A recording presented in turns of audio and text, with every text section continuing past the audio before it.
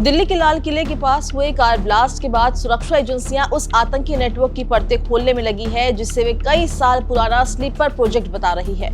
इस पूरी साजिश की कथित कड़ी के रूप में उभरी है 43 वर्ष की डॉक्टर शाहीन शाहिद, वही नाम जिसको जैश ए मोहम्मद का आतंकी मॉड्यूल में मैडम सर्जन कहकर संबोधित करता था। फरीदाबाद से पकड़ी गई शाहीन पर आरोप है कि वो मेडिकल पेशे से जुड़े उस टीम का महत्वपूर्ण हिस्सा थी जो 6 भारतीय शहरों में बड़े हमलों की तैयारी कर रही थी। एजेंसियों को उसके पास से बरामद डिजिटल डेटा, डायरी के पन्ने और हाथ से लिखे नोट्स बताते हैं कि 6 दिसंबर को एक समन्वित वारदात को अंजाम देना था। एक तरह से 1992 के बाबरी मस्जिद ढांचे के गिराए जाने का बदला लेने की कोशिश। मिली जानकारी के अनुसार बरामद दस्तावेजों में D6 मिशन का पूरा ब्लूप्रिंट मौजूद है, जिसमें हमलों के संभावित स्थानों की सूची, नई भर्तियों के लिए तैयार किए गए संदेश, धन के प्रवाह के कोड और गुप्त संचार के तारीखों का उल्लेख है। इसी के साथ एजेंसियों ने 2 अन्य आरोपियों कश्मीरी डॉक्टर मुजम्मिल अहमद और उमर उन नबी को भूमिकाओं की भी पहचान की है। माना जा रहा है कि ये तीनों 2021 के आसपास जैश समर्थित नेटवर्क से पूरी तरह जुड़ चुके थे। जांच में एक 20 लाख रुपए का हवाला चैनल भी सामने आया है जो कथित रूप से पाकिस्तान स्थित जैश हैंडलर के जरिए इस मॉड्यूल तक पहुंचा था। अधिकारियों का दावा है कि इसी रकम से नए सदस्यों की भर्ती, सुरक्षित ठिकानों की व्यवस्था और एन्क्रिप्टेड संचार तंत्र विकसित किया गया है। डॉक्टर शाहीन के आर्थिक लेन देन की तेजी से जांच की जा रही है।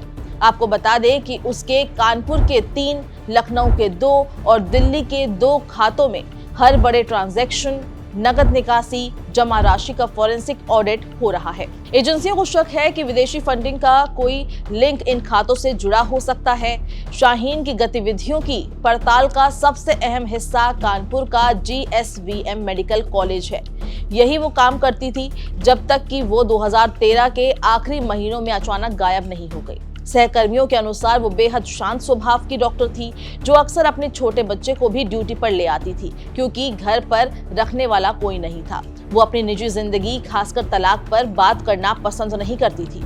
कॉलेज के रिकॉर्ड्स बताते हैं कि दिसंबर 2013 में वो छुट्टी पर गई थी, ये कहकर कि 4 जनवरी 2014 तक लौट आएगी, लेकिन वो कभी वापस नहीं आई। लगभग 1 साल तक कॉलेज के पत्रों का कोई जवाब नहीं दिया गया।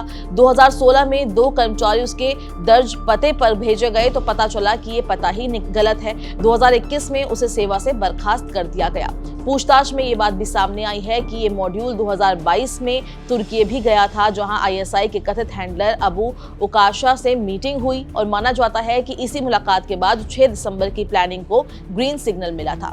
GSVM के एक पूर्व कर्मचारी का दावा है कि 2010 के बाद शाहीन में बदलाव देखने लगा था।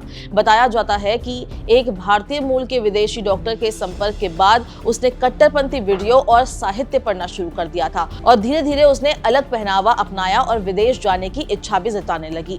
उसके एक रिश्तेदार ने एजेंसियों को बताया कि 2021 में जब उससे पूछा गया कि वो शादी, नौकरी और परिवार क्यों छोड़ रही है तो उसने एक ठंडे स्वर में कहा, मैंने अपने लिए बहुत जी लिया, अब अपनी कौम का कर्ज उतारने का वक्त है। परिवार के अनुसार यही वो वक्त था जब वो समझ गए कि शाहीन अब पहले वाली डॉक्टर नहीं रही। उसकी सोच में उग्रपंथ ने गहरी जड़ें जमा ली है।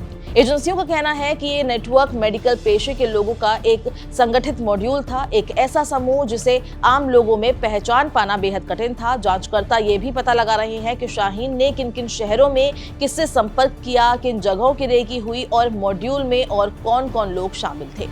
इस वीडियो में बस इतना ही। अगर ये वीडियो आपको पसंद आई है तो इसको लाइक और शेयर जरूर करें।